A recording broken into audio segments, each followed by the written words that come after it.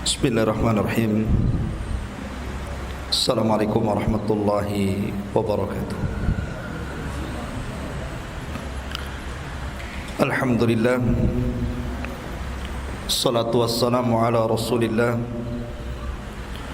wa ala alihi wa sahbihi wa mawalah, wa la hawla wa la quwata illa billahi wa ba'du. Hadirin dan hadirat jamaah yang dimuliakan Allah Subhanahu wa taala. Alhamdulillah, pada malam hari ini kita kembali bisa duduk-duduk di Masjid Jabal Arafah. Tentu tidak lain dan bukan duduknya kita di sini dalam rangka untuk talabul ilmi. Salawat dan salam tak lupa kita haturkan kepada yang mulia alaihi salatu wassalam. Allahumma salli ala Muhammad wa ala alihi wa sahbihi wa man sara ala nahjihi ila yaumiddin. Pembahasan pada malam hari ini kita akan membahas tentang beberapa kisah yang diambil dari asbab turunnya Al-Quran. Karena kalau kita melihat ada ayat-ayat yang turun, itu ada sebab turunnya. Artinya ada kisah di situ. Tapi juga ada ayat-ayat yang tidak ada sebab turunnya. Nah, pada malam hari ini kita akan membahas tentang beberapa kisah yang merupakan sebab turunnya ayat di dalam Al-Quranul Karim. Ma'asyiral muslimin yang dimuliakan Allah Subhanahu wa ta'ala, yang pertama dikisahkan dalam sebuah hadis dari Jabir bin Abdullah radhiyallahu an. Suatu ketika Nabi sallallahu alaihi wasallam bersama para sahabat melakukan safar untuk berperang. Ketika itu Nabi dan para sahabat kekurangan kendaraan perang berupa kuda ataupun unta, sehingga terkadang satu unta itu dinaiki 2 atau 3 orang bergantian. Tiba-tiba ada satu orang ketika hendak menunggangi untanya itu, untanya tidak mau jalan. Sahabat ini berupaya untuk supaya untanya jalan dengan cara dicambuknya. Kemudian tiba-tiba sahabat ini mencela unta itu dan mengatakan, la'anakillah, semoga Allah Subhanahu wa ta'ala melaknat kamu. Dan itu terus-terusan sampai Nabi SAW mendengar laknatnya orang ini kepada untanya, sehingga Nabi SAW bersabda, siapa tadi yang melaknat untanya? Maka datanglah pemilik unta itu dan mengatakan, ana ya Rasulullah, saya wahai Rasul. Maka Nabi SAW mengatakan, inzil fala tashabna bimal'un, turun kamu, jangan kau sertakan unta yang sudah dilaknat ini. Kemudian Nabi SAW bersabda, la tad'u ala anfusikum wa la tad'u ala auladikum wa la tad'u ala amwalikum, janganlah kalian berdoa buruk kepada diri-diri kalian, jangan pula berdoa buruk kepada anak-anak kalian, dan jangan pula berdoa buruk kepada harta kalian. Karena seandainya doa itu bertepatan dengan aminnya para malaikat, maka pasti Allah akan mengabulkan doanya. Dari sini kemudian Allah Subhanahu wa ta'ala turunkan sebuah ayat di mana Allah Subhanahu wa ta'ala berfirman, Di dalam Al-Quranul Karim Allah Subhanahu wa taala berfirman, "Lau yu'ajjilallahu lin-nasi syarra isti'jalahum bil khairi laqudiya ilaihim ajaluhum fanadharu alaihim la yarjuna liqa'ana fi tughyanihim ya'mahun." Allah Subhanahu wa taala berfirman, dan kalau sekiranya Allah Subhanahu wa taala menyegerakan kejahatan bagi manusia seperti permintaan mereka untuk menyegerakan kebaikan, pastilah diakhiri umur mereka, maka kami biarkan orang-orang yang tidak mengharapkan pertemuan dengan kami bergelimang dalam kesesatan mereka. Ma'asyiral muslimin yang dimuliakan Allah Subhanahu wa taala, dari sini ada pelajaran besar bahwa orang dilarang untuk berdoa keburukan kepada siapapun, baik kepada diri sendiri, kepada orang lain, pada anak-anak ataupun kepada harta. Karena Allah Subhanahu wa taala terkadang mengabulkan setiap ucapan manusia ketika bertepatan dengan aminnya para malaikat. Oleh karena itulah maka di sini ada faedah, hendaklah menjaga lisan. Karena terkadang manusia ini karena marahnya kepada sesuatu terkadang melontarkan kalimat-kalimat yang isinya doa buruk. Seperti maaf orang tua, terkadang apabila ada kejengkelan dari anaknya yang nakal, terkadang mendoakan yang tidak-tidak kepada anaknya. Maka Nabi SAW mengatakan, jangan berdoa buruk kepada anak-anak kalian. Dahulu ada seorang yang bernama Jurayz, seorang ahli ibadah. Ketika dia dipanggil ibundanya, dia sedang sholat sunnah. Kata ibunya, "Ya Jurayz, ta'al, wahai Jurayz, kemari." Tapi Jurayz malah melanjutkan sholat sunnahnya. Dalam hatinya Jurayz itu berfikir, kalau saya batalkan solat saya durhaka dengan Allah. Kalau saya tidak batalkan solat saya durhaka dengan Allah Subhanahu, dengan orang tua. Maka Jurayz kemudian berfikir nih, dibatalkan solatnya durhaka dengan Allah, dilanjutkan solatnya durhaka dengan orang tua. Tapi karena Jurayz ini tidak punya ilmu, akhirnya kemudian Jurayz ini lebih mengutamakan solat sunnah dibandingkan panggilan ibunya.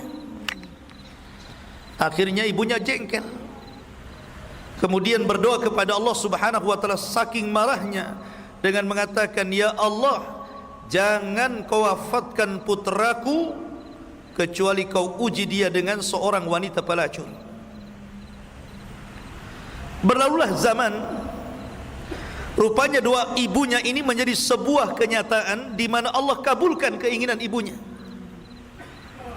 Jadi suatu ketika berkumpul para preman, orang-orang jahat yang tidak suka dengan Jurayz ini.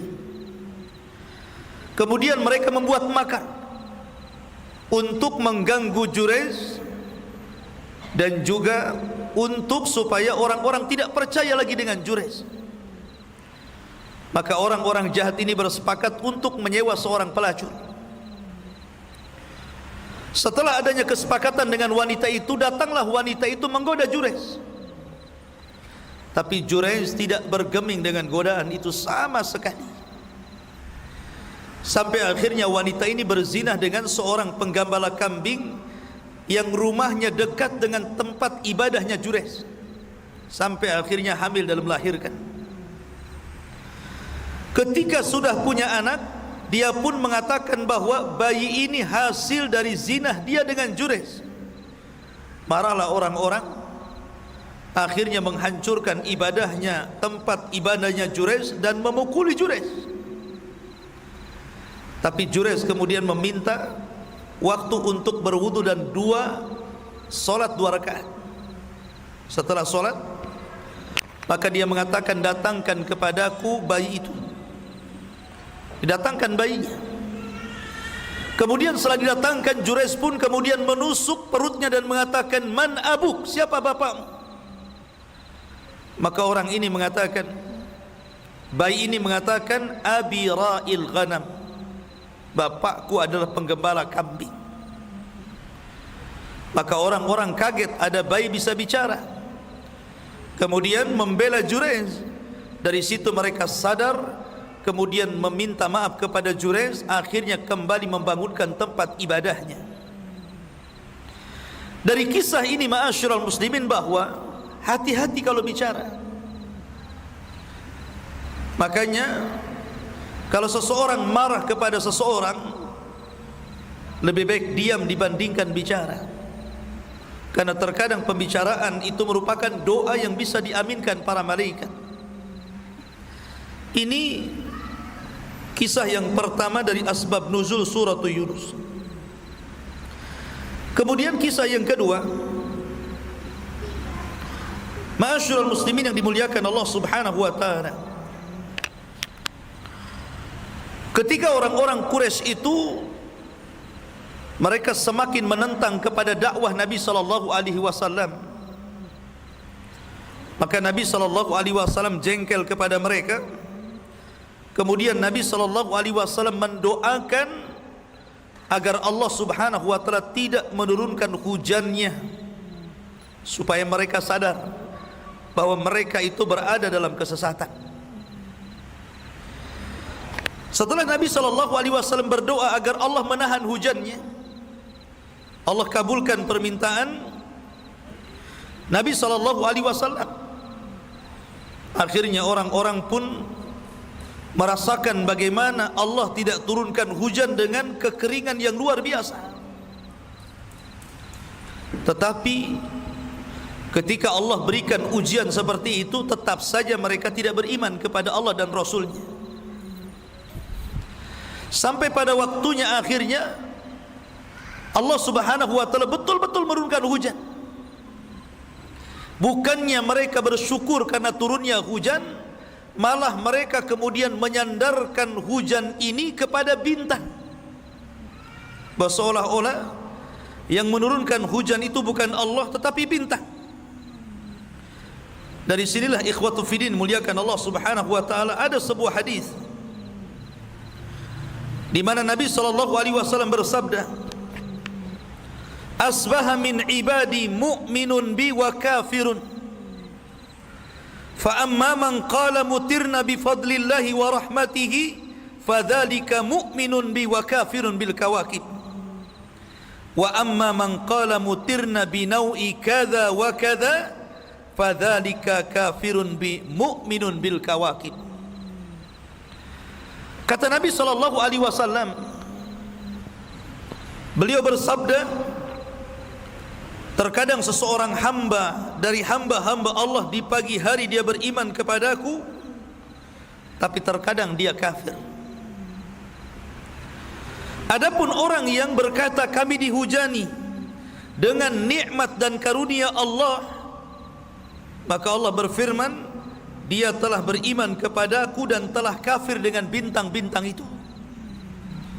Tetapi siapa yang mengatakan kami dihujani dengan bintang ini dan itu, maka sesungguhnya dia telah kafir denganku dan beriman kepada bintang-bintang itu. Ketika itulah turun surah Al-Waqiah. Allah Subhanahu wa taala berfirman, "Fala uqsimu bima waqi'in nujum. Wa innahu laqasamun law ta'lamuna azim. Innahu laqur'anun karim fi kitabim maknun la yamassuhu illal mutahharun tanzilun min rabbil alamin. Afa bihadzal hadithi antum mudhinun wa taj'aluna rizqakum annakum tukadzibun." Turun ayat ini. Allah Subhanahu wa taala berfirman, "Maka aku bersumpah dengan tempat-tempat peredaran bintang. Sesungguhnya sumpah itu adalah sumpah yang sangat besar kalau kamu mengetahuinya. Sesungguhnya Al-Quran ini adalah bacaan yang sangat mulia pada kitab yang terpelihara di Lauhil Mahfuz, tidak menyentuhnya kecuali hamba-hamba yang disucikan, diturunkan dari Tuhan semesta alam, maka apakah kamu menganggap remeh Al-Quran itu, kemudian kalian mengganti rizki Allah subhanahu wa ta'ala yang Allah berikan dengan cara mendustakan karena mereka menyandarkan kepada bintang. Lihat ma'asyiral muslimin, ada pelajaran besar di sini bahwa hujan itu adalah karunia dan nikmat dari Allah dan termasuk rahmat. Nabi SAW kalau turun hujan selalu membuka serbannya, kemudian menyingkap sedikit pakaiannya supaya terkena rintikan hujannya. Ketika itu Anas bin Malik radhiyallahu anhu bertanya, "Ya Rasulullah, kenapa Anda lakukan seperti itu?" Maka Nabi SAW mengatakan, sesungguhnya hujan ini hadithu ahdi bi Rabbi, dekatnya janji Allah kepada hambanya. Makanya Nabi SAW mengatakan ada dua doa yang tidak mungkin ditolak. Pertama saat jihad di jalan Allah ketika berperang, dan yang kedua saat turunnya hujan. Tetapi banyak kaum muslimin serba salah. Kalau tidak ada hujan, dia mengatakan kapan hujan. Kalau kemudian turun hujan, kenapa hujan terus? Kan begitu. Terkadang manusia seperti itu. Bahkan ada orang-orang yang aneh. Jadi ketika mereka tidak turun hujan, mereka berusaha berdoa supaya hujan turun. Bahkan sebagian mereka melakukan salat istisqa. Tapi ketika betul-betul hujan sudah turun, kemudian mereka membuat acara, terkadang mereka aneh, cari pawang hujan. Antum tahu pawang hujan? Ya. Pawang hujan itu orang yang katanya bisa mencegah turunnya hujan. Dengan cara naruh lidi, kemudian ditaruh bawang sama cabai merah. Katanya, ya. Masa malaikat disuruh dengan lidi sama cabai? Orang-orang Yahudi dulu bertanya kepada Nabi SAW soal petir. Ya Rasulullah, wa marra'du, Rasul, petir itu apa? Maka Nabi SAW mengatakan petir itu berasal dari malaikat yang Allah wakilkan untuk memindahkan satu awan ke beberapa tempat sesuai dengan kehendak Allah. Dan malaikat ini dibekali dengan cambuk dari api. Dengan cambuk itulah dia menyeret awan ke sana kemari sesuai dengan kehendak Allah Subhanahu wa ta'ala. Jadi yang menurunkan hujan itu adalah malaikat yang Allah tugaskan untuk menurunkan hujan. Dan untuk memindahkan hujan di satu tempat dan tempat yang lain, malaikat harus menggunakan cambuk dari api loh. Pindah sana, pindah sini sesuai dengan kehendak Allah. Di sana hujani, di sini tidak, di sana hujani, di sini tidak, begitu. Tiba-tiba datang pawang hujan, naruh lidi, taruh bawang dan cabai merah. Masuk di akal enggak tuh? Ini malaikat pakai cambuk dari api, ini pawang hujan pakai lidi. Ya. Macam mana dia bisa memindahkan hujan kan gitu? Aneh tapi nyata di negeri kita ini. Sampai-sampai dulu di sebuah kampung itu ada orang gila. Katanya pawang hujan, padahal orang gila. Kadang-kadang nggak pakai baju, namanya orang gila. Ya. Itu kalau ada hajatan tuh dicari tuh orang gila tuh. Kasih makan banyak-banyak, maaf, kemudian suruh kencing ada langit supaya tidak turun hujan. Bayangkan. Ini yang gila siapa? Orang gilanya atau orang punya hajatnya itu? Coba kan. Ya. Jadi ma'asyiral muslimin yang dimuliakan Allah Azza wa Jalla, hujan itu rahmat dari Allah Subhanahu wa ta'ala. Makanya kenapa ada 4 sunnah ketika turun hujan. Yang pertama, ketika turun hujan kita disunnahkan berdoa, Allahumma sayyiban nafi'an. Ya Allah, semoga hujan yang kau turunkan kepada kami itu menjadi hujan yang bermanfaat, bisa menghujani tempat-tempat kering, akhirnya tumbuh-tumbuhan. Menghujani tempat-tempat yang kering, akhirnya sumur jadi penuh dengan air dan kita bisa minum di situ. Kita suruh berdoa seperti itu. Allahumma sayyiban nafi'ah.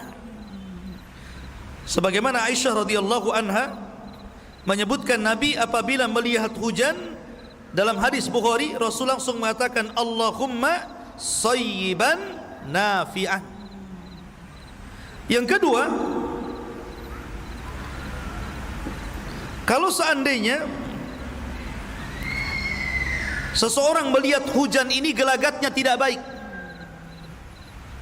hujan yang sangat deras, kemudian tiba-tiba membawa banjir, mungkin rumah, masuk ke rumah gitu kan, merusak tanaman, kemudian membahayakan, maka Nabi SAW menyuruh kita untuk berdoa lagi. Allahumma hawwil ilaina la alaina. Ya Allah, semoga hujan ini membawa kebaikan dan tidak membawa musibah kepada kami. Kemudian doakanlah agar hujan itu dipindahkan ke gunung-gunung, ke bukit-bukit, ke tempat-tempat tumbuhnya tumbuhan. Kita berdoa supaya dipindahkan. Ya. Ma'asyiral muslimin, kemudian yang ketiga,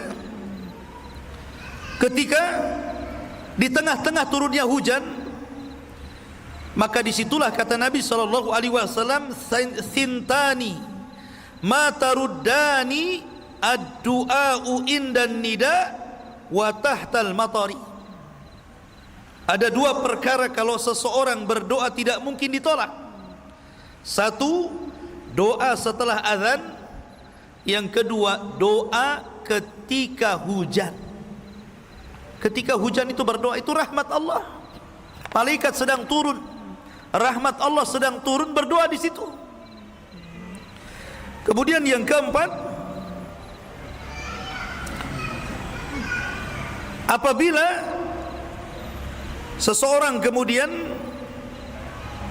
melihat hujan, maka sandarkan hujan ini kepada Allah. Ini yang paling penting.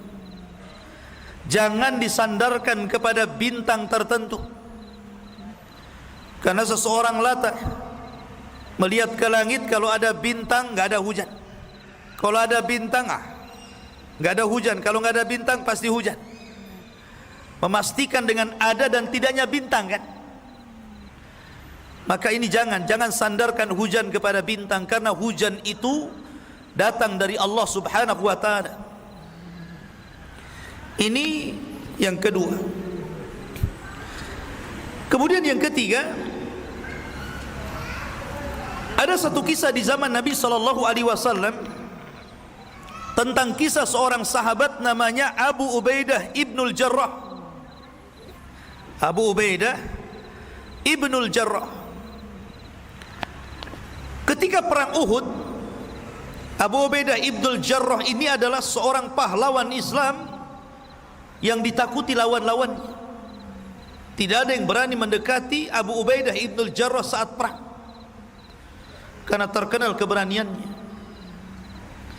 Tetapi dalam perang Uhud ini tiba-tiba ada orang tua, sangat tua, dan dia di pihak Abu Jahal, di pihak orang-orang Quraisy. Afwan, Abu Jahal sudah meninggal di perang Badar. Pokoknya orang tua ini di pihak orang-orang kafir Quraisy yang dipimpin oleh Abu Sufyan ketika itu. Lah orang tua ini terus mengejar Abu Ubaidah ibnul Jarrah, tapi Abu Ubaidah ibnul Jarrah selalu menghindar. Jadi kalau seandainya ketemu dia lagi, dihindari lagi, bertemu lagi, menghindar lagi. Berkali-kali dia hindari orang tua yang sudah renta itu, sampai pada waktunya tidak bisa menghindar lagi. Akhirnya kemudian terpaksalah dia pun melawan orang tua yang sudah tua itu dan berhasil membunuhnya. Kemudian setelah peperangan, para sahabat pun membicarakan tentang Abu Ubaidah ibnul Jarrah, bahwa dia telah melakukan dosa besar dan dia telah gugur amalannya. Kenapa para sahabat bicara seperti itu kepada Abu Ubaidah? Karena yang dibunuh dalam perang Uhud itu bapaknya sendiri. Orang tua itu bapaknya. Bapaknya di pihak orang kafir Quraisy, sementara Abu Ubaidah ibnul Jarrah di pihak Nabi. Maka sahabat mengatakan dia telah melakukan dosa besar dan telah gugur amalan. Maka menangislah dan bersedihlah Abu Ubaidah ibnul Jarrah ini. Dia datang kepada Nabi SAW. Kemudian dia mengatakan, ya Rasulullah, sesungguhnya aku tidak membunuh bapakku. Sesungguhnya aku membunuh kekafiran yang ada pada badan bapakku, katanya. Kemudian Nabi SAW terdiam. Kemudian kisah yang sangat mirip juga, tetapi tidak sampai seperti kasus Abu Ubaidah, adalah kisah Sa'ad bin Abi Waqqas. Sa'ad bin Abi Waqqas, satu di antara 10 sahabat yang dijanjikan masuk surga, sama dengan Abu Ubaidah ibnul Jarrah. Satu di antara 10 sahabat yang dijanjikan masuk surga juga. Jadi ketika dia masuk Islam, ibundanya tidak mau masuk Islam. Sementara ibunya ini sangat cinta dengan Sa'ad bin Abi Waqqas, sangat cinta sekali. Tidak bisa berpisah dengan anaknya walaupun sekejap. Tiba-tiba Sa'ad masuk Islam, dan orang-orang pun membicarakan tentang Sa'ad. Maklum namanya perempuan sudah tua, kalau dibicarakan orang ramai, tentu dia sakit hati, sehingga dia memaksa Sa'ad untuk kembali kepada agama moyangnya, menyembah berhala lagi.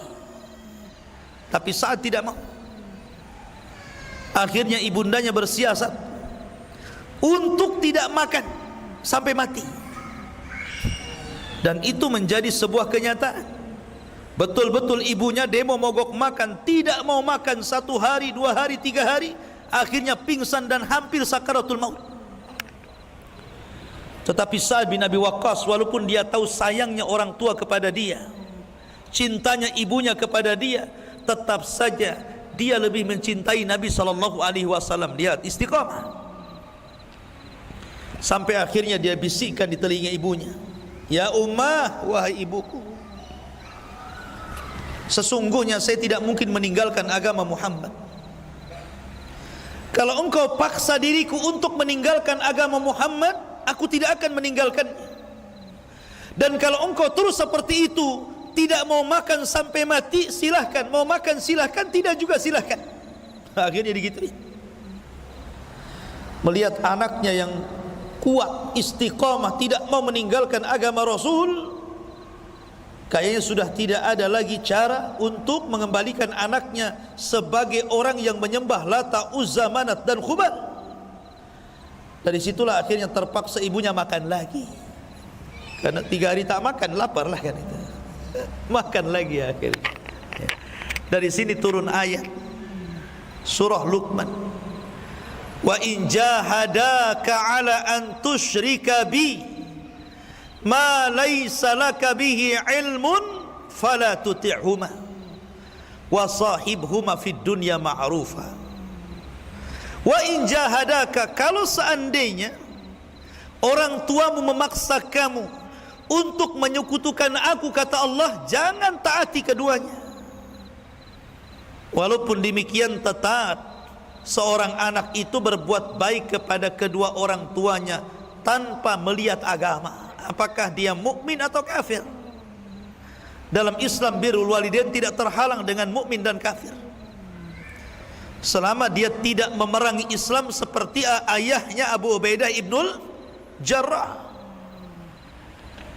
Dari sini ada pelajaran bahwa seseorang tetap harus mendahulukan kecintaan kepada Allah dan Rasulnya dibandingkan kecintaan kepada orang tuanya. Walaupun demikian, tetap berbuat baik kepada orang tua sebuah kewajiban. Ma'asyiral muslimin yang dimuliakan Allah Subhanahu wa taala. Kemudian kisah yang lain. Di zaman Nabi sallallahu alaihi wasallam ada seorang sahabat namanya Auf ibn Malik. Auf ibn Malik Al-Ashja'i radhiyallahu anhu. Dia diberikan musibah oleh Allah Subhanahu wa taala, anak satu-satunya ditawan oleh orang kafir saat peperangan. Akhirnya dia pun terus memikirkan anaknya sehingga malas bekerja. Kemudian dia pun jatuh miskin. Dan ibunya terus memikirkan putranya sehingga jatuh sakit dan terbaring dan tidak bisa bangun. Musibah di atas musibah dia. Anaknya ketawan, hartanya habis, istrinya sakit, mungkin bahasa kita stroke, terbaring di pembaringan, dan tidak ada lagi yang ia makan. Kemudian dia datang kepada Nabi sallallahu alaihi wasallam mengadukan perkaranya. Rasul, kamu sudah tahu anakku ditawan musuh, istriku sakit terbaring dan tidak bisa bangun, dan aku menjadi miskin dan tidak punya kekayaan lagi. Bahkan aku pusing untuk makan esok hari pun aku tidak paham apa yang saya akan makan. Kira-kira apa yang harus saya lakukan? Maka Nabi SAW mengatakan, ittaqillaha wasbir. Bertakwalah kepada Allah Subhanahu wa taala dan bersabarlah. Ya Auf, aksir anta wa zawjuka min qawli la hawla wa la quwwata illa billah. Wahai Auf, katakan olehmu dan sampaikan kepada istrimu, perbanyak ucapan la haula wala quwwata illa billah, bahwa tidak ada daya dan upaya kecuali hanya milik Allah Subhanahu wa taala. Akhirnya kemudian Auf ibn Malik pulang menyampaikan nasihat ini kepada istrinya. Kemudian mengatakan, wahai istriku, musibah ini datang dari Allah Subhanahu wa taala dan kita harus meyakininya. Nabi memberikan 3 solusi. Pertama, kita harus bersabar. Yang pertama, kita harus bertakwa. Yang kedua, kita harus bersabar. Dan yang kedua, kita harus bersabar. Dan yang ketiga, mari kita sama-sama memperbanyak ucapan la haula wala quwwata illa billah. Akhirnya kemudian suami istri terus setiap hari mengamalkan apa yang diarahkan Nabi sallallahu alaihi wasallam. Mereka semakin giat ibadahnya, semakin sabar menerima takdir yang Allah takdirkan kepadanya, dan dia terus membaca la haula wala quwwata illa billahi. Sampai pada waktunya, tiba-tiba anaknya, setelah lama waktunya, tiba-tiba anaknya datang, terbebas dari tawanan, bisa melarikan diri. Kemudian pulang membawa kambing-kambing musuh-musuhnya. Kemudian dia mengetuk pintu, dan ketika lihat anaknya, maka Auf bin Malik sangat senang. Barulah dia tersadar apa yang disabdakan Nabi sallallahu alaihi wasallam tadi. Dari sini ma'asyiral muslimin, turunlah ayat Al-Qur'an, turun ayat Al-Quran di dalam turun satu surat di dalam Al-Quranul Karim. Wa man yattaqillaha yaj'al lahu makhraja wa yarzuqhu min haitsu la yahtasib wa man yatawakkal 'ala Allah fahuwa hasbuh innallaha balighu amri qad ja'alallahu likulli syai'in qadra. Turun ayat ini. Barang siapa yang bertakwa kepada Allah, niscaya dia akan membukakan jalan keluar baginya, dan dia memberikan rizki dari arah yang tidak disangka-sangka. Dan barang siapa yang bertakwa kepada Allah, niscaya Allah mencukupkan dia. Sesungguhnya Allah melaksanakan urusannya. Sesungguhnya Allah telah mengadakan ketentuan bagi setiap sesuatu sesuai dengan kehendaknya. turun ayat ini. Dari sini ada pelajaran ma'asyiral muslimin dari asbab nuzul ini, bahwa kunci dari setiap permasalahan adalah takwa dan sabar. Itulah kunci dari setiap permasalahan. Kalau kita ditimpa sebuah musibah, masalah, maka Nabi SAW mengarahkan dua perkara: perbanyak takwa dan pertebal kesabaran kepada Allah Subhanahu wa taala. Karena semua ujian dari Allah kan. Ujian itu semua datang dari Allah. Allah yang kasih ujian, Allah yang angkat ujian. Maka semakin kita bertakwa, meningkatkan ibadah, dan semakin berserah diri dan tawakal dan sabar, maka yakinlah Allah Subhanahu wa taala akan membukakan setiap jalan keluar dari setiap kesulitan kita. Ini di antara asbab nuzul yang lainnya. Kemudian kisah yang lainnya,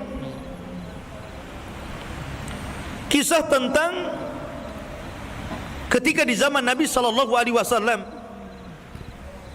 Nabi SAW pulang dalam peperangan. Kemudian mereka beristirahat di perjalanan. Jadi para sahabat duduk-duduk bersama Nabi SAW di satu tempat. Tiba-tiba orang-orang munafik buat majlis juga, duduk di satu tempat. Lihat ikhwan, bagaimana Allah Subhanahu wa taala memisahkan antara orang-orang yang beriman dengan orang-orang munafik. Ini tidak akan ketemu nih. Makanya Nabi SAW bersabda, al-arwahu junudun mujannadah, ruh itu akan bersatu bersama seragamnya. Kalau dia orang yang beriman, pasti berkawan dengan orang yang beriman. Kalau dia orang munafik, pasti berkawan dengan orang munafik. Kalau antum sudah ngaji, pasti antum akan berkawan dengan ikhwan-ikhwan yang sudah ngaji kan?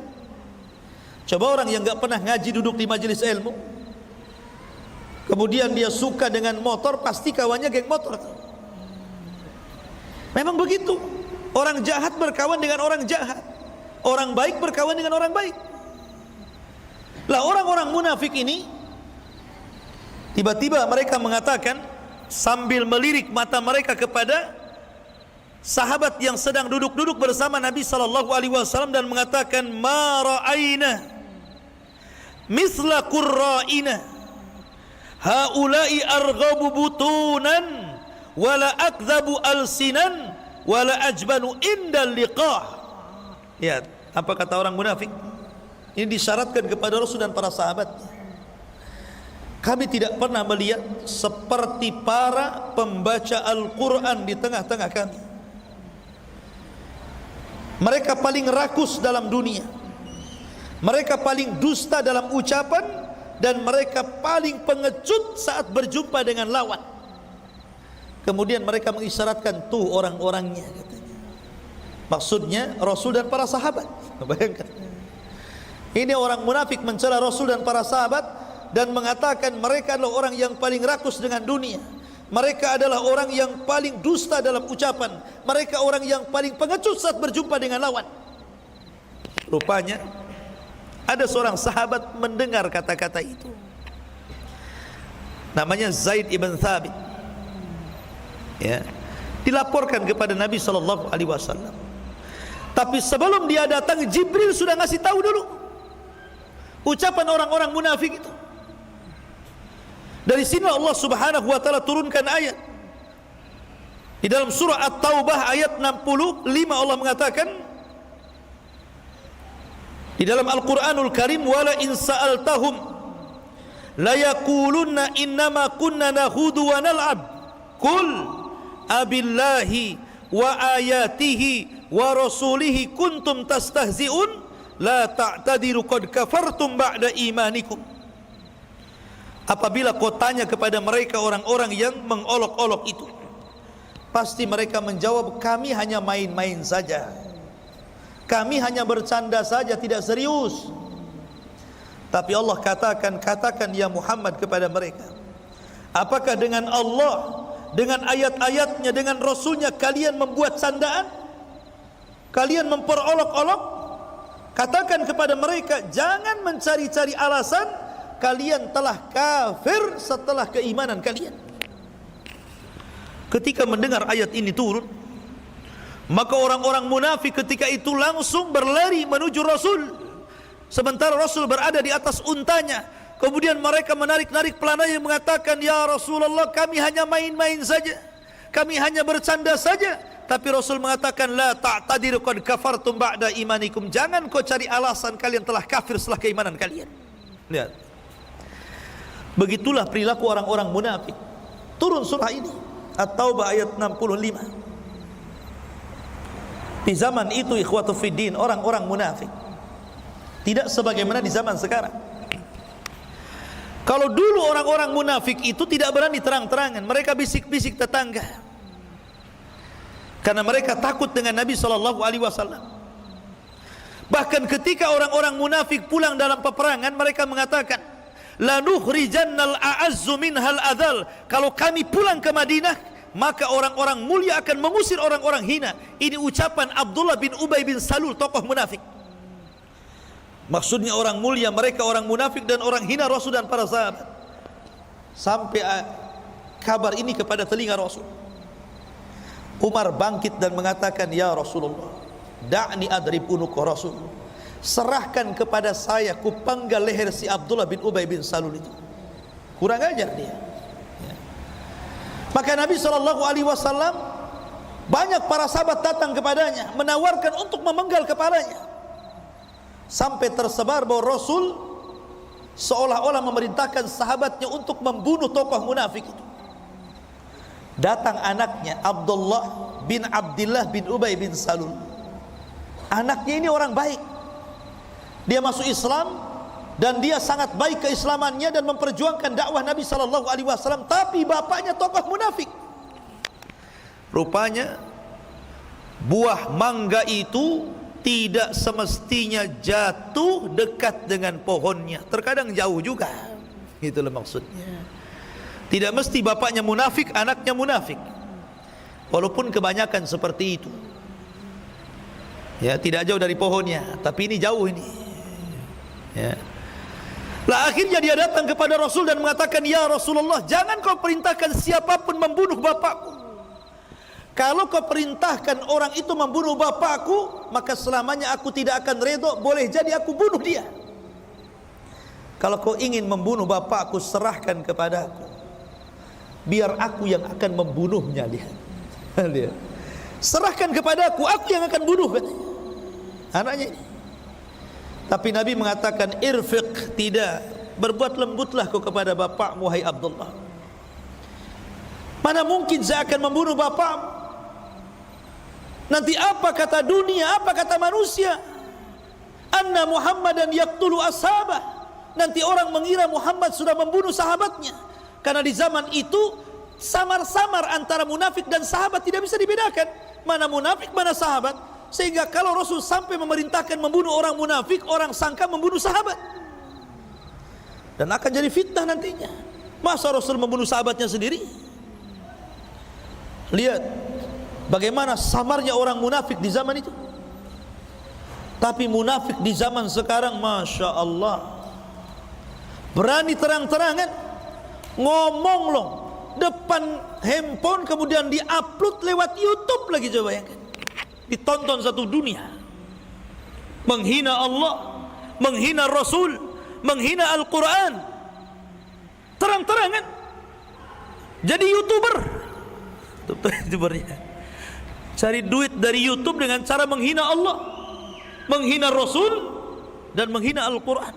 La haula wala quwata illa billah. Di zaman sekarang semua serba ada. Mau cari yang baik, ceramahnya banyak dalam YouTube. Mau yang cari yang provokator, ya banyak juga di YouTube gitu. Termasuk orang yang istihza dengan Allah, ayat-ayat Al-Quran, dan juga Nabi SAW.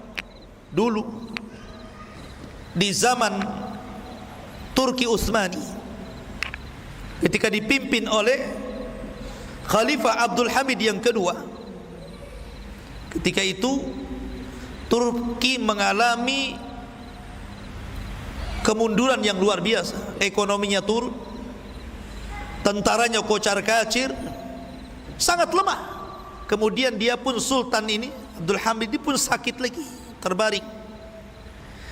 Tetapi ketika dia mendengar ada orang Inggris yang kemudian menghina Rasul dengan cara menggambar ayam jantan, kemudian 11 ayam betina di sampingnya, kemudian ditulis hadza Muhammad, ini Muhammad. Maka dia bangkit, walaupun dia sudah kakek, sudah sakit, dia bangkit dan mengatakan, kalau kalian tidak tangkap nih orang yang istihza dengan Rasul kami akan serukan jihad global melawan kalian. Ketakutan Inggris. Akhirnya kemudian menangkap orang yang menggambar karikatur itu. Rupanya kejadian ini bukan hanya di zaman itu saja. Orang-orang yang menghina Nabi SAW terus sampai belakangan kita kenal kan, sampai ada orang yang buat film untuk menghina Nabi SAW. Ya. Siapa yang memerankan Rasul SAW? Orang Barat yang tidak tahu siapa Rasul SAW, yang tidak tahu sosok Nabi SAW diperankan pula oleh manusia. Siapa anda dengan Nabi SAW? Terkadang di film lain anda menjadi Abu Jahal, di film ini anda menjadi Rasulullah. Macam mana antum seseorang kemudian memerankan dengan peran-peran yang berbeda-beda? Tidak layak untuk berperan menjadi sosok Nabi SAW. Tapi mereka menciptakan film itu hanya untuk menghina Rasul. Ya. Itulah orang-orang munafik. Di zaman sekarang kita lihat orang-orang liberal, orang-orang yang berusaha untuk menanamkan keraguan-raguan terhadap kaum muslimin, terhadap Islamnya sendiri, karena menyamakan Islam itu sama dengan semua agama. Dibuat ragu-ragu orang itu loh. Kemudian dikasih dalil lagi dalam Quran, dikasih dalil lagi dalam sunnah Nabi SAW sebagai pembenarannya. Dan ini ajaran munafik.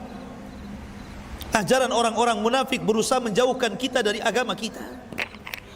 Ma'asyiral muslimin, karena target mereka, walaupun kita tidak murtad, minimalnya jauh dari agama. Itu target mereka. Ini diantara kisah yang selanjutnya. Ma'asyiral muslimin yang dimuliakan Allah Subhanahu wa taala. Kemudian kisah yang lain, dikisahkan bahwa kita tahu bahwa Nabi SAW itu hidup di Madinah, dan di Madinah itu sudah ada orang-orang Yahudi kan. Ada Yahudi Bani Qunaiqah, ada Yahudi Bani Nadir, ada Yahudi Bani Quraidah. Dan orang Yahudi terkenal suka khianat. Dari dulu orang Yahudi itu. Jadi orang-orang Yahudi ini kalau mereka berkumpul 2-3 orang selalu berbisik-bisik ngomongnya, dan matanya selalu diarahkan kepada kaum muslimin. Sehingga para sahabat Rasul curiga tuh, kalau ada orang Yahudi numpuk di situ ngobrol diam-diam gak denger. Sahabat mulai curiga, jangan-jangan dia atau mereka sedang merencanakan pembunuhan, sedang merencanakan makar, sedang merencanakan ini dan itu. Maka kalau seandainya sahabat ini berjalan, di situ ada kumpulan orang-orang Yahudi, biasanya mencari jalan lain supaya jangan kelihatan orang-orang Yahudi itu. Dari sini kemudian turun turun Al-Quran dalam surah Al-Mujadilah ayat 8.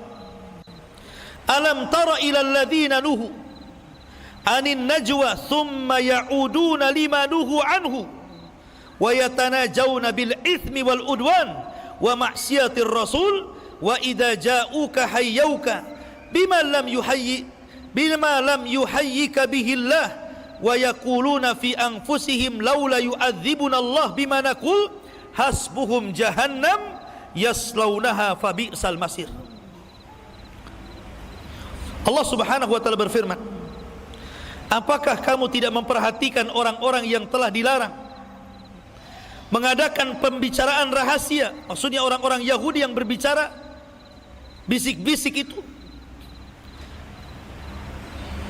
Kemudian mereka kembali mengerjakan larangan itu, dan mereka mengadakan pembicaraan rahasia untuk berbuat dosa, permusuhan dan durhaka kepada Rasulnya. Dan apabila mereka datang kepadamu mereka mengucapkan salam kepadamu dengan memberi salam yang bukan sebagai yang ditentukan Allah untukmu, dan mereka mengatakan kepada diri mereka sendiri, mengapa Allah tidak menyiksa kita disebabkan apa yang kita katakan itu? Maka Allah berfirman, cukuplah bagi mereka Jahannam yang akan mereka masuki, dan neraka itu adalah seburuk-buruk tempat kembali bagi mereka. Orang-orang Yahudi itu ikhwatu fiddin di zaman itu terkadang apabila mereka mengucapkan salam kepada Rasulullah atau kepada para sahabat, terkadang mereka mengucapkan kalimat Assalamu alaikum. Yang benar apa? Assalamu alaikum. Tapi mereka mengatakan Assalamu alaikum. Apa arti sam? Sam itu racun artinya. Assalamu alaikum, mudah-mudahan kau terkena racun, mudah-mudahan kau mati, gitu maksudnya. Kan samar itu ya. Beda-beda tipis, beti saja itu. Assalamu alaikum dengan assalamu alaikum kan. Ya. Beda tipis tuh. Tetapi orang Arab paham. Kalau antum digitukan assalamu alaikum karena tidak tahu bahasa Arab, waalaikumsalam katanya. Ya kan? Padahal antum didoakan kematian. Ya kan? Karena kita tidak bisa bahasa Arab, tidak paham. Assalamualaikum, waalaikumsalam katanya. Lah, oh kita didoakan kematian, antum pula jawab dengan keselamatan. Enak di dia, tak enak di kita lah kan begitu ya. Makanya Nabi SAW mengatakan, wa alaika, kau saja yang mati, kata Rasul. Ya. Rasul mengatakan wa alaika. Ya. Makanya kalau ada orang kafir mengucapkan salam kepada antum, antum punya tetangga orang kafir, orang non muslim lah, orang kafir terlalu keras, orang non muslim. Ya. Kemudian mengucapkan salam kepada antum, kalau samar ucapannya cukup wa alaika. Jawabannya titik sampai di sini, wa alaika. Tapi kalau terang Ustaz, jelas-jelas dia orang kafir tapi fasih bahasa Arabnya Ustaz. Assalamualaikum warahmatullahi wabarakatuh. Fasih banget nih. Saya aja gak sepasih orang kafir itu Ustaz. Jawab gak nih Ustaz?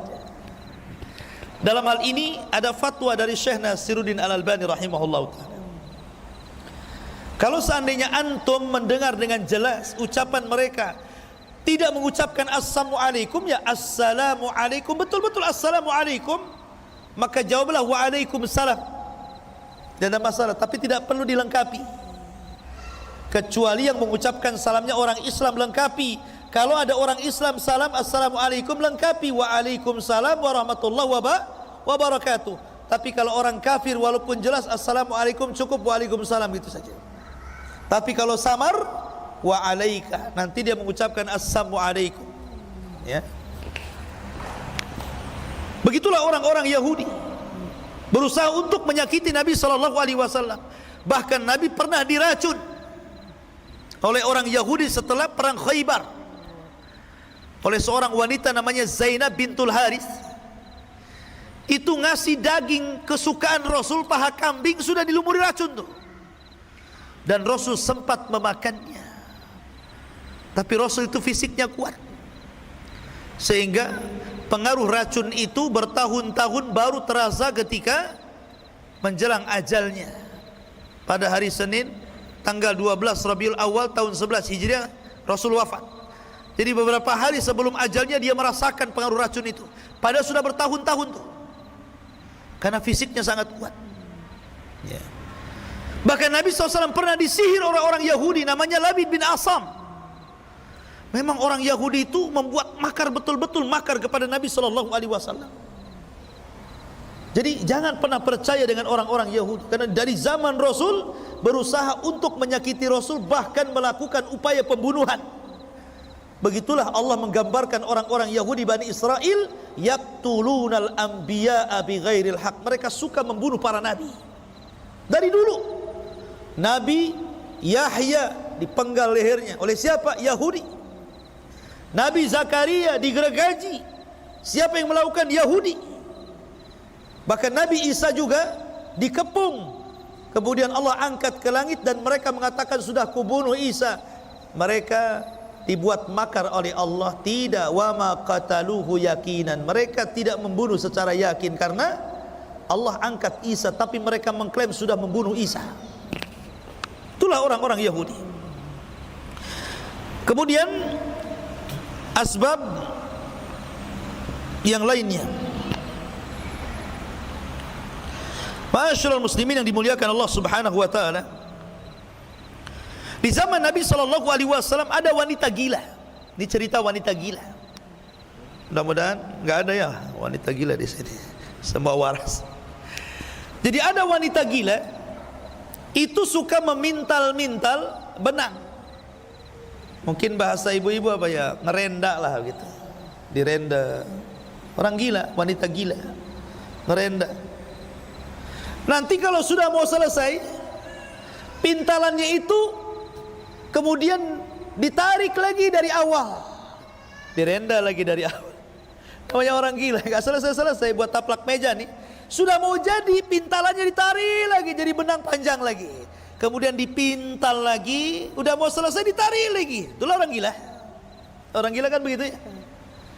Dia kalau membangun sebuah bangunan sudah mau selesai dirobohkan. Jadi kalau orang buat rumah, udah mau jadi, datangkan alat berat, robohkan. Besoknya datangkan tukang lagi, dibangun lagi. Sudah mau jadi, datang alat berat, robohkan. Gila enggak tuh? Itulah orang gila ya. Jadi Allah Subhanahu wa taala hendak membuat permisalan dengan wanita ini yang tukang pintal benang. Kalau sudah mau jadi ditarik lagi pintalannya. Allah Subhanahu wa taala berfirman dalam surah An-Nahl ayat 92, wala takunu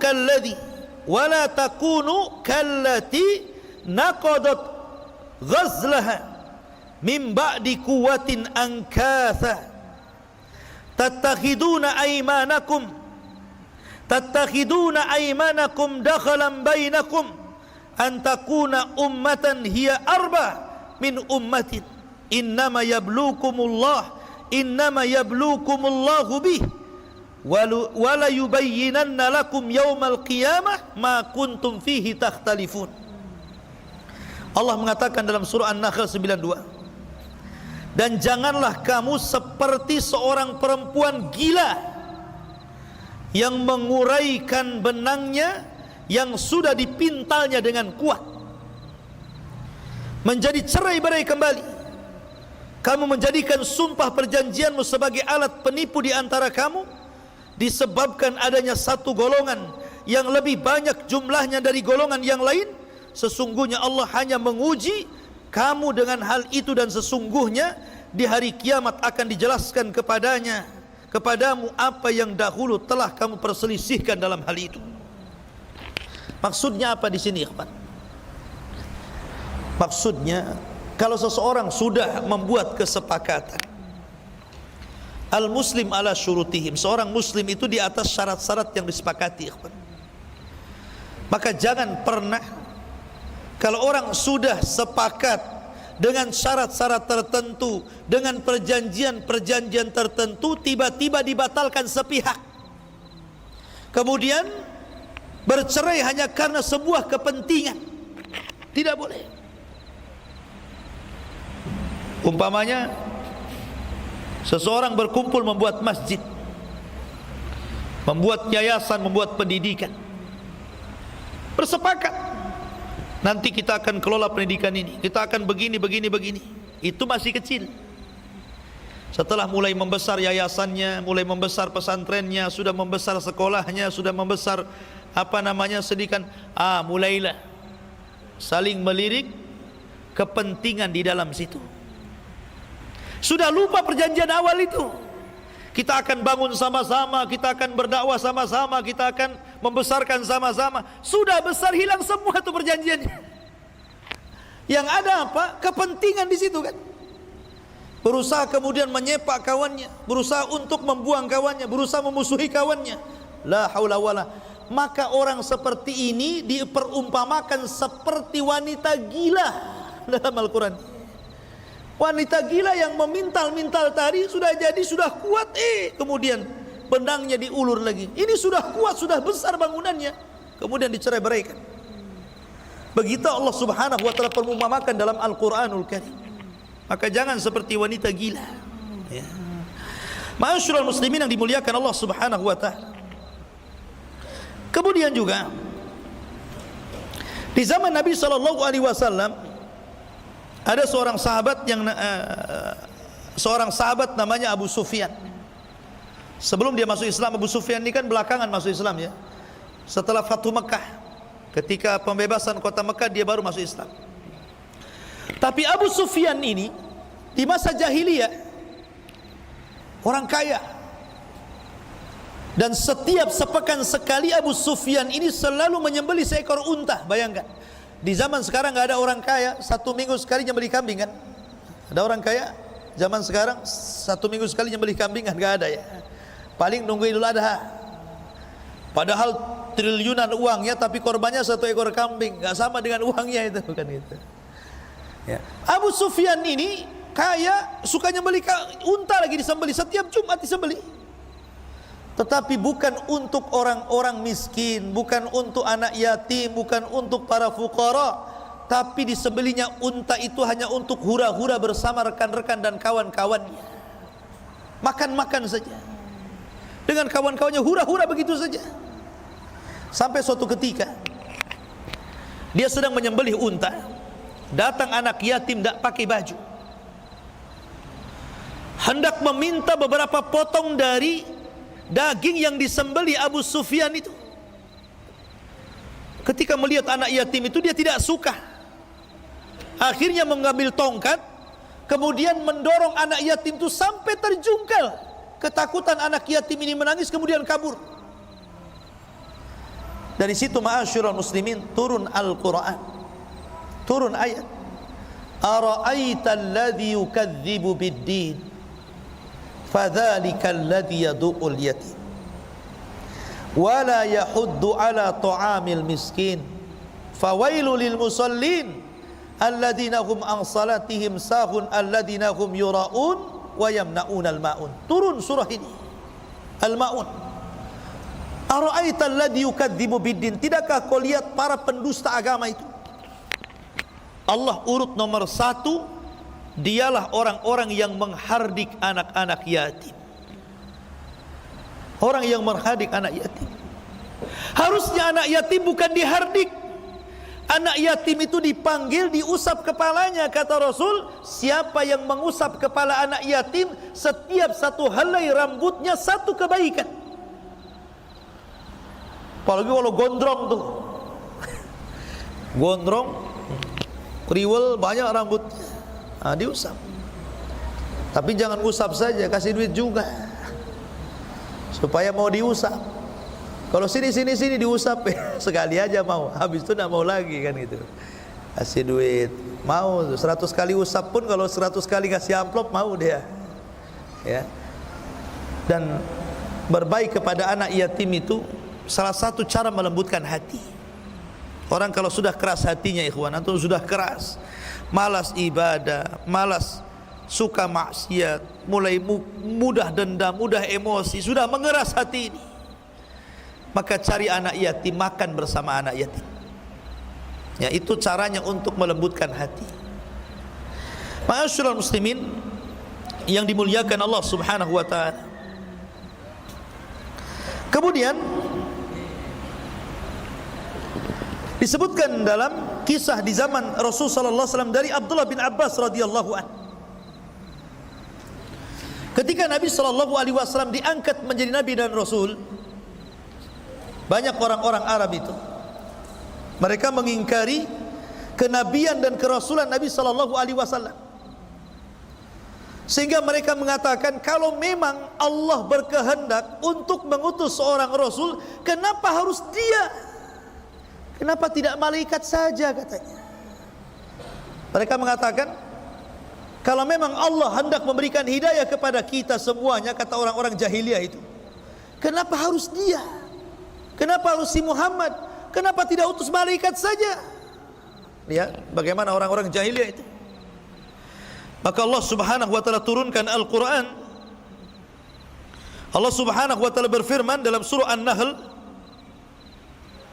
Allah mengatakan, wa ma arsalna min qablika illa rijalan nuhi ilaihim fas'alu ahla dzikri in kuntum la ta'lamun. Dan tidaklah kami utus seorang rasul sebelum wahai Muhammad kecuali rijalan, kecuali dari manusia. Kami wahyukan kepadanya, maka bertanyalah kepada orang yang berilmu kalau kalian tidak tahu. Turun ayat ini. Seolah-olah Rasul ingin mengatakan, bukankah Rasul-Rasul sebelum aku juga semua manusia, apa salahnya? Kenapa kalian minta malaikat? Rasul-Rasul sebelum saya kan semua manusia, sejak zaman Adam, Nuh, Ibrahim, Nabi Musa, Nabi Isa. Ini semua ulul azmi, kecuali Adam. Kemudian semua nabi-nabi dan rasul yang jumlahnya 120.000 nabi ataupun rasul yang jumlahnya 315 rasul, semua manusia. Tidak ada satupun malaikat. Bahkan secara logika, kalau seandainya Allah Subhanahu wa taala kemudian mengutus rasul dan nabi itu malaikat, kalian tidak akan sanggup mencontohnya. Bagaimana cara mencontohnya coba? Kita punya nabi, punya rasul, malaikat. Cemana coba cara mencontohnya? Pertama, malaikat nggak bisa dilihat. Macam mana mau contoh barang yang tak dilihat? Pakai teleskop lihat malaikat? Mana bisa?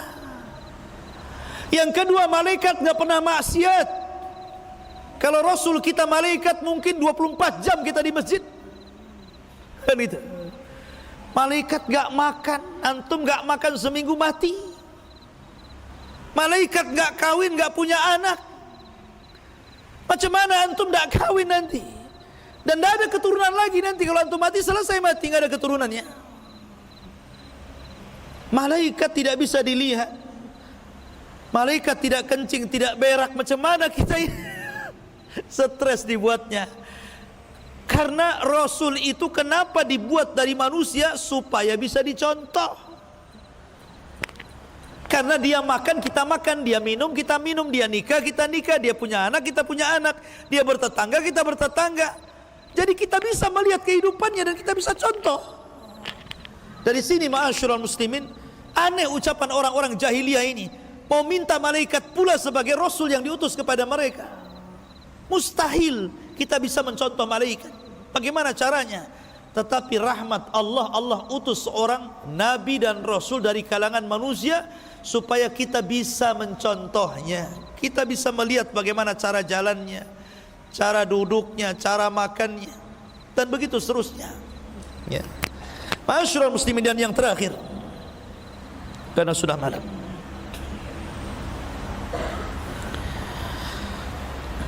diriwayatkan dari Adi bin Hatim radhiyallahu an. Adi bin Hatim ini mendengar bahwa Nabi SAW menganggap para rahib ataupun para pendeta itu Tuhan bagi umatnya. Maka karena dia mantan Nasrani, dia datang kepada Rasulullah. Rasul, saya dulu mantan Nasrani. Saya tidak pernah menjadikan Tuhan padri-padri dan rahib-rahib kami. Kami tidak pernah sujud kok. Kami tidak pernah ruku kepada mereka. Kemudian turunlah ayat surah At-Taubah, ittakhadhu ahbarahum wa ruhbanahum arbabam min dunillah. Mereka mengambil padri-padri mereka dan pendeta mereka dijadikan Tuhan selain Allah.